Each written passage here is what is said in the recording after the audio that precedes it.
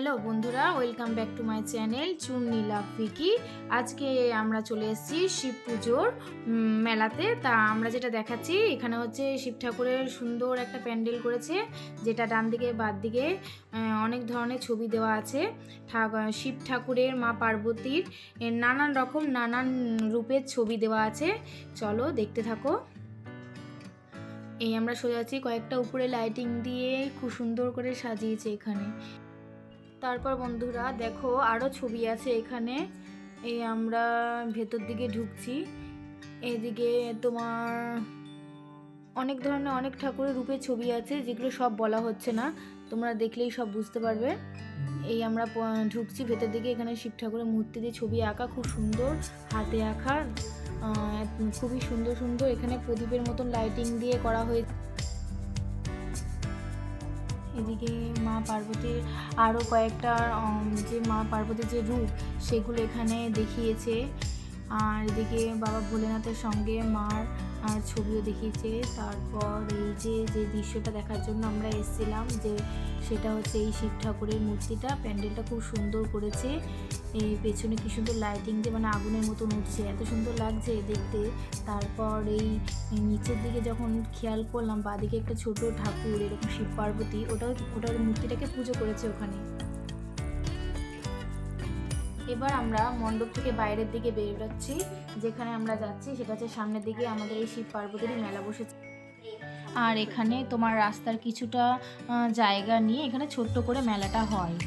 তা তোমরা দেখতে থাকো কি কি বসেছে মেলাতে। এখানে কিছু কিছু ভালো ভালো মূর্তি, ঘরের জিনিসপত্র সাজানোর জন্য কিছু জিনিস দেখতে পাচ্ছ।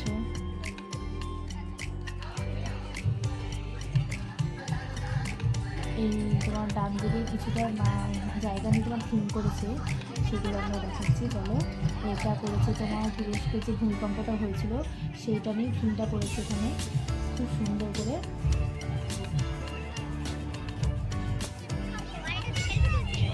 এইদিকে দেখা যাচ্ছে আঙ্কেল আন্টি মিলে দুজন মিলে খুব সুন্দর করে সেলফি তুলছে। তারপর আমাকে তো বুঝতে পারলাম না কি, মানে বললাম তো হেলিকপ্টারের রঙবেলা। করেছে কাগজ কুড়ানি। তারপর এদিকে দেখো আর কি কি রয়েছে তোমরা।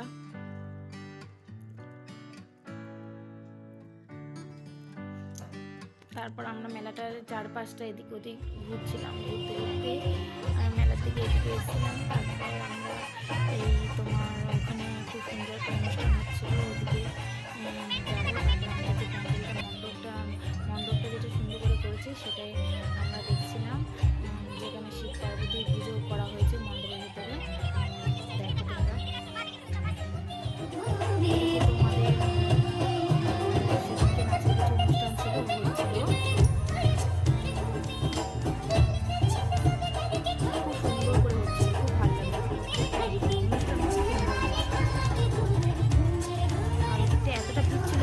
যেতে পারছিলাম না, যে কারণে আমরা এগুলো দেখছিলাম। ওদিকে আরও কিছু থিম করেছিল, যে কারণে আমরা ওদিকে আর যেতেই পারিনি। তারপর আমরা চলে আসলাম এই ঠাকুরের মণ্ডপের দিকে, যেখানে ঠাকুরটা হয়েছে সেটা শিব পার্বতী দেখলাম। খুব সুন্দর, আমাদের এখানকার যে কোনো মূর্তি খুব সুন্দর করে হয়। তারপর এদিকে আমার দিদির ছেলে বলছে খুব খিদা পেয়ে গেছে, ও একটু চাউমিন খাই বললো, খেলো। এবার আমরা তো আর খেতে পারবো না, কারণ আমাদের নিরামিষ আজকে শিবরাত্রি উপলক্ষে। আমরা বললাম একটু পাপড় ভাজা খাবো, তো পাপড় ভাজা নিয়ে নিলাম। তারপর এদিকে তোমার মেলার কিছু জিনিস বসেছে, ওগুলো দেখলাম। এদিকে তোমার নাটক শুরু হয়ে গেছে, খুব সুন্দর মা কালী ঠাকুরকে নিয়ে কিছুটা দেখতে পারলাম আমরা ওখানে, সেইগুলো তোমাদেরকে দেখাচ্ছি।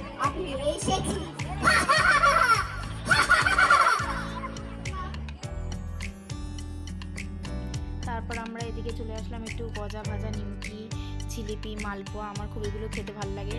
তা আমি আজকে তো আমরা এগুলোই খেতে পারবো, নিরামিষ বেশিরভাগই, তাই একটু দিদিদের জন্য আমাদের জন্য সব একটু নিয়ে নিলাম।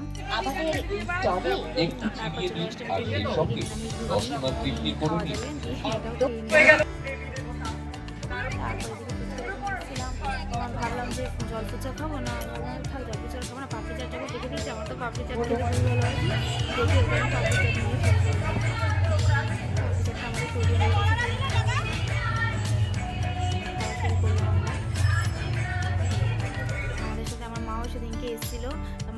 দিয়ে আমিও তাহলে টেস্ট করে দেখি কেমন আছে। মা তুমি খাও, এটা খুব সুন্দর খেতে তো দিয়ে সেদিনকে আমরা ওখানে আমরা পাপড়ি চাট খেয়ে খেলাম।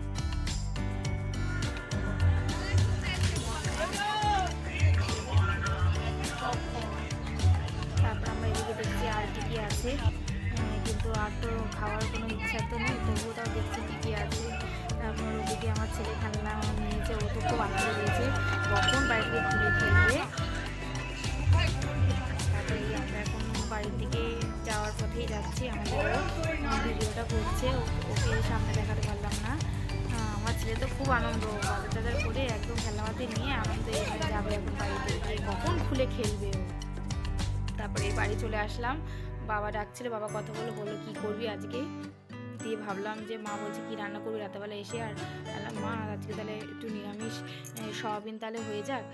ওদিকে আমার ছেলে খেলনাপাতি নিয়ে আগেই খুলে খেলতে শুরু করে দিয়েছে, ও খুব রান্নাবাটি খেলতে খুব ভালোবাসে, ওদিকে ওর মতন খেলছে। আমি ভাবলাম যে ওদিকে আমরা আমাদের যে রান্নাগুলো হয়েছে সেটা আমরা করতে থাকি ওদিকে। এবার যেহেতু শিবরাত্রির দিন নিরামিষ খেতে হয়, এবার আমরা নিরামিষ ছাড়া কিছু খেতে পারবো না, সেখানে আমার সয়াবিনটা খুব ভালো লাগে নিরামিষের মধ্যে। তা বললাম দেখো তোমরা, এই জিরে আদা লঙ্কা আদা বাটা ওটা পেস্ট করে রাখলাম, দিয়ে তোমার ওই আলু কুচি টমেটো কুচি ওগুলো সাইডে রেখে দিলাম, সয়াবিনটাকে সেদ্ধ করে রাখলাম। কড়াইয়ের মধ্যে কিছুটা তেল দিয়ে ওর মধ্যে তোমার একটু তেলটা তাতে একটু জিরে তেজপাতা, তারপর একটু ওই গোটা গরম মশলা ফোড়ন দেবো তেজপাতা দিয়ে,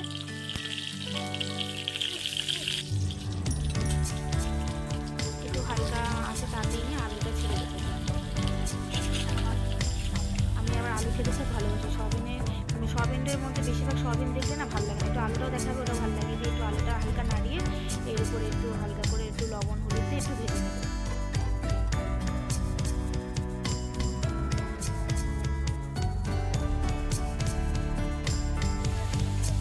লবণ হলুদ দিয়ে ভাজার পর আমি যে পেস্টটা করে রেখেছিলাম জিরে আদা বাটা দিয়ে লঙ্কা দিয়ে সেটা দিয়ে একটু লবণ হলুদ দিয়ে একটু চিনি দিয়ে দিলাম। আমার যে কোনো তরকারি লাস্টের দিকে একটু মিষ্টি দিলে না খুব সুন্দর লাগে, তার মধ্যে নিরামিষ রান্না তো একটু মিষ্টি না হলে ভালোই লাগে না, দিয়ে একটু ওই কষাতে থাকলাম একটু আস্তে আস্তে করে। তারপর একটু হালকা কষিয়ে নিয়ে তখন টমেটোটা দেবো, টমেটো দিয়ে মানে কষাবো। আমি টমেটোটা পেস্ট করি না, টমেটো সবসময় কুচি কুচি করে কেটে মশলার পর দিয়ে দিই। তারপর আমাদের ও বলছিল যে এদিকে তাকাও, তো আমি তখন তাকালাম, যে মা চলে এসেছিলো তখন। তারপর ওটা আমরা কষিয়ে নিলাম ভালো করে, তারপর এই সেদ্ধ সয়াবিনটা দিয়ে আমি ওটাকে নাড়লাম। সয়াবিন ভেজেও করা যায়, কিন্তু আমরা সেদিনকে একটু সয়াবিন দিয়ে মশলাকে কষি, তারপর পরিমাণ মতন জল দিয়ে ফুটিয়ে বন্ধ করে দিলাম। তা আজকে আমার ভিডিওটা এইটুকুনি পর্যন্ত। তোমাদের যদি ভালো লাগে অবশ্যই লাইক করো, কমেন্ট করো, শেয়ার করো, তার সাথে সাবস্ক্রাইব করো। বাই।